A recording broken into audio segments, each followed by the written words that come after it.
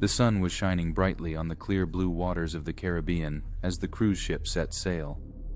Passengers were enjoying the warm breeze and the excitement of their upcoming vacation. Among them was a mother named Sarah, who was traveling with her 8-year-old son, Alex.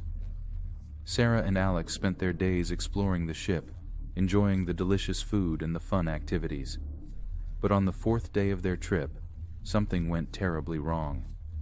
While Sarah was taking a nap in their cabin, Alex decided to go for a walk on his own. He never returned.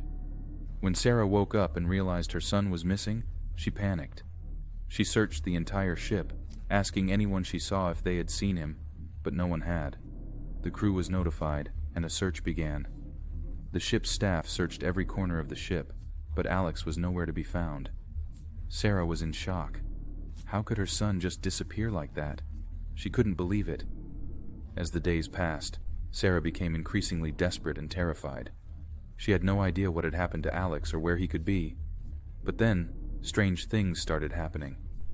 Sarah began to receive anonymous messages on her phone, with pictures of a boy who looked just like Alex. The messages were cryptic and mysterious, telling Sarah to look for her son in places that didn't make any sense. Sarah felt like she was losing her mind. The first message told her to go to the ship's engine room. It seemed like an unlikely place for a young boy to be, but Sarah went anyway, hoping to find some clue as to her son's whereabouts. The engine room was hot and noisy, with machines and pipes everywhere. Sarah searched every corner, calling out Alex's name, but there was no sign of him. The next message told her to go to the ship's chapel. Sarah had never been particularly religious, but she went anyway, hoping for some kind of miracle. The chapel was quiet and peaceful, with stained glass windows and flickering candles. Sarah searched every pew and corner, but again, there was no sign of her son. The final message was the most cryptic of all. It simply said, "Go to the edge of the world." Sarah had no idea what that meant, but she was desperate to find her son. She went up to the ship's deck and stood at the railing, looking out at the endless expanse of ocean. She searched the horizon, hoping to see something, anything, that would give her a clue as to where her son could be. As Sarah searched for her son, she heard more and more about the ship's ghost boy. According to the crew and some of the other passengers, there had been rumors for years of a young boy who had disappeared on the ship and never been found. Some said that he had fallen overboard, while others whispered about more sinister possibilities. But the most chilling stories were the ones about the ghost boy. Passengers had reported seeing a young boy running through the ship's corridors late at night, laughing and playing as if he were still alive. Others had reported strange noises and objects moving on their own, as if the ghost of the young boy was still wandering the ship, searching for something he had lost. Sarah didn't know what to believe, but she couldn't shake the feeling that there was something deeply unsettling about the whole situation.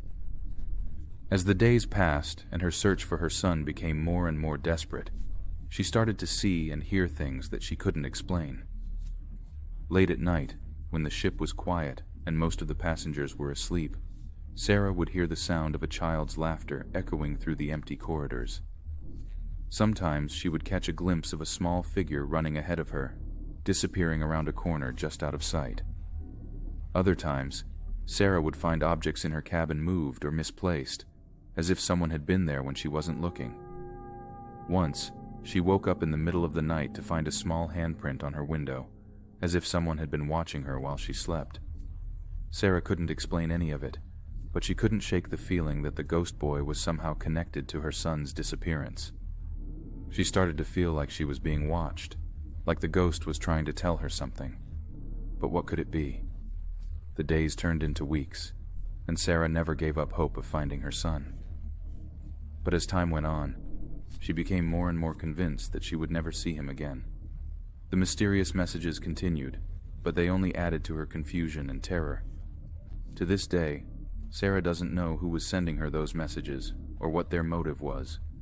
She doesn't know what happened to her son, whether he fell overboard, was taken by a stranger, or something even more mysterious. But she will never forget the horror and confusion of those days at sea, searching for her lost child in strange and unusual places.